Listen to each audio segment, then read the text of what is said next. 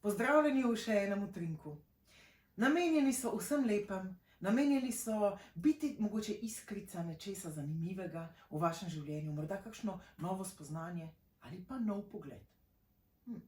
In nov pogled se imenuje ravno današnji utrinek. Pa naj te cenjena doktorica Rebeka Prislan, avtorica in snovateljica Alefiseta, kar takoj vprašam. Kateri nov pogled je bil tebi najpomembnejši? Ja, jih je kar nekaj bilo, zdaj razmišljam, katerega bi izpostavila. Mogoče to, kako iz teoretičnega dela iti v praktičen del, ko beremo, kako biti mama in ko postanemo mama. To materinstvo je res ena taka čarobna, magična možnost za odpiranje novih pogledov in to praktično vsak dan.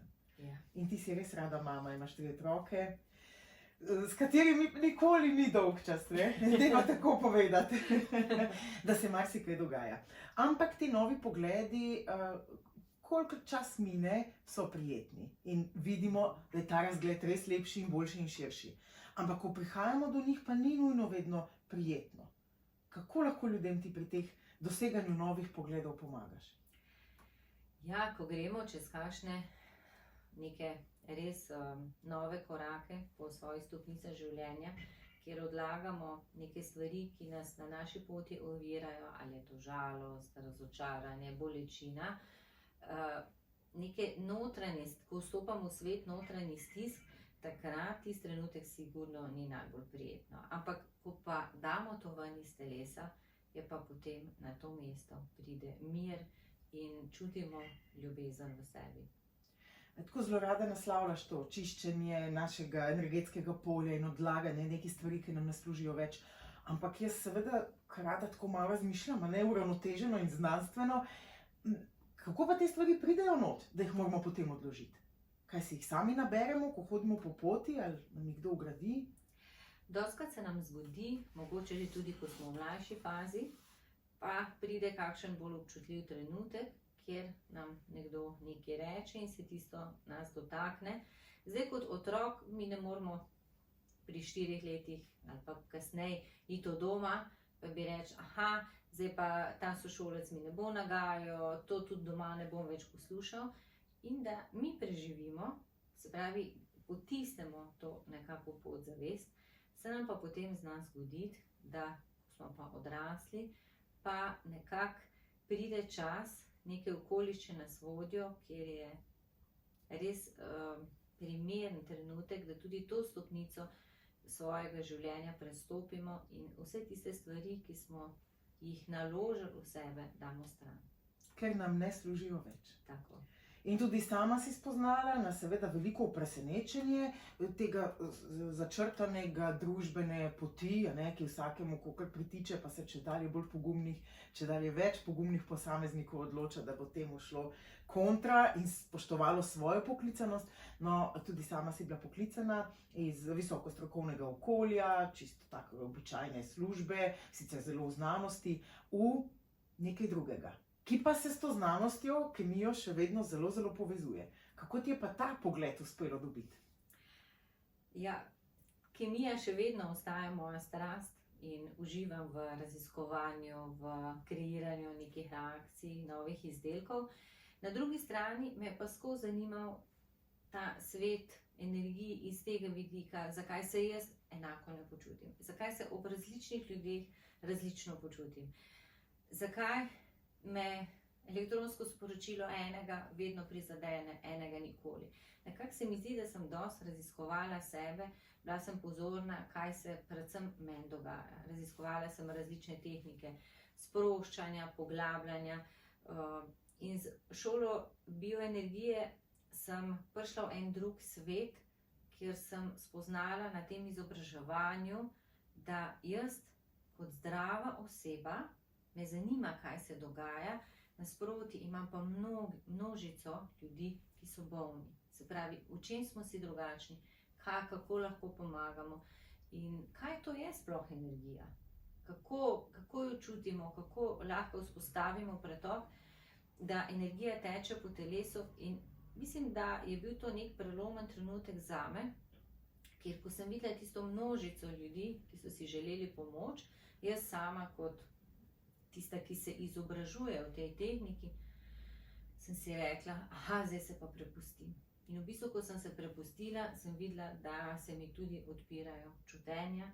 Z refleksno masažo sem spoznala, da lahko nekoga z nežnimi gibi peljemo v pot sprostitve, hkrati pa pritiskamo na točke, se pravi, na podplatu so projicirani naši organi.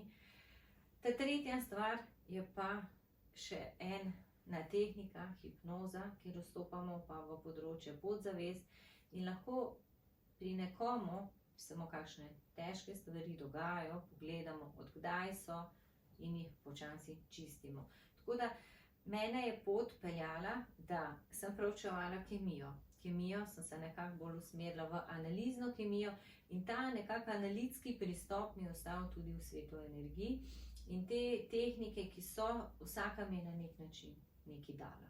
Predvsem vedno vsako sem testirala na sebi, kaj meni da, kako razvaja s tem moje telo. Tudi spoznala sem, da tehnika masaža obraza zelo energijsko vibrira z mano, jo zelo rada izvajam.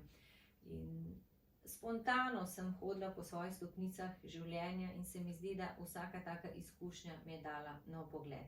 Seveda sem tudi na poti spoznala kakšno tehniko, ki pa mogoče ni prav narejena zame. Vsaka mi je dala nek nov pogled. In tudi vsaka oseba, ki jo spoznam, mi da nov pogled. Ker mi smo tisti, ki ali želimo se dokazovati sebi, ostalim. Čez različne poti gremo, nisem dovolj dober. Ali pa, ko nekdo reče, ja, ta študij pa ni zate. Sej v tej vlogi ti pa nikoli ne bo uspelo. Ah, ti boš pa slaba mama. Ali pa ti pa zakaj ne skrbi za otroke. Mislim, na takšen način gremo potem te stvari stran dajati, čistiti, da z vsemi tehnikami, ki so, je cilj enak, da energijski pretoki so čez naše celo telo. Da ni nekih blokad, da se ne ustavlja in da samo teče. In takrat smo mi v najboljši verziji sebe. Le, kar na smeh mi gre, ker vem, kako je to doživeti. Ampak tako redko smo v bistvu v tej fazi. Zelo si je treba, zveni lahko in fino in prijetno, ampak do tega prideti ni najbolj easy, če se smem čisto po domači izjaviti. Ampak kaj pa je easy? Easy pa je, ker je Rebeka to že vse zapisala. In tokrat si bom kar jaz takole na easy vzela, tako nekako čutim, da pa je danes na meni, da nam preberem tale nov pogled v Utrinek 11. Izkušnje te spremenijo in ti podarjajo modrost. Včasih se ne izide, kot si želiš. To je težko sprejeti. Poskusi pogledati iz drugega zornega kota. Ne obsojaj drugih. Prisluhni sebi. Ne spreminjaj sebe, da bi ugajal drugim. Poglej raje z druge perspektive. Vsak vstopi v tvoje življenje z namenom in te ob tem nekaj nauči. Bodi takšen, bodi takšna, kot si. In dovoli, da so ob tebi ljudje, ki te cenijo in spoštujejo takšnega, takšno, kot si. Ostani iskren, iskrena in srčen, srčna. Hvala, Rebeka, za te napotke. Se bomo trudili s temi vsemi novimi pogledi. In hvala tudi za to, da si predstavlja, kako vse nam lahko ti pri tem pomagaš. Hkrati pa me zanima s tem novim pogledom, a misliš, da znamo kaj početi? Ali da se konstantno samo učimo, kaj še lahko, kje še bi, kje je še delo? Po domače povedano, tako me zanima, a bomo spet skozi morali delati na sebi, ali se to pa enkrat neha? Kaj je na vrhu teh stopnic? Kdaj pridemo v ta lokal? Ja, ali pa če rečemo, da smo na teski stezi, ko preskakujemo ovire. Ne vemo, koliko jih je še pred nami. Ampak ko tiste najvišje ovire predelamo, ko prestopimo te visoke stopnice, je potem lažje iti čez kakšne majhne naprej. Težko, mislim, da noben od nas ne ve, kdaj je tista zadnja stopnica, ampak predvsem jaz pravim, mi smo tisti, ki čutimo in naše telo nam sproti govori, kako se počuti. In privoščite si tudi vi, ki ste danes z nama, nekaj trenutkov zase. Ali se vzbudite par minut prej, uživajte v glasbi, naredite mogoče samo kakšen gib, vajo za raztezanje, nekaj, kar vam paše. Ali pa preberete odlomek iz dobre knjige. Ali ste pa v tišini. Jaz imam to zelo rada, da se zbudim 5-10 minut prej in sem včasih v glasbi, včasih pa samo v tišini. Samo tišina je tista. In če mi zmoremo biti v tišini, je to že velik korak in super začetek našega novega dneva. In ko smo v tišini in ravnovesju, nas potem tudi otroci, mož, kdorkoli se zbudi takrat, za par minut za nami, nas ne bojo dan tako hitro iz ravnovesja. Resnično se splača investirati vase, predvsem čas.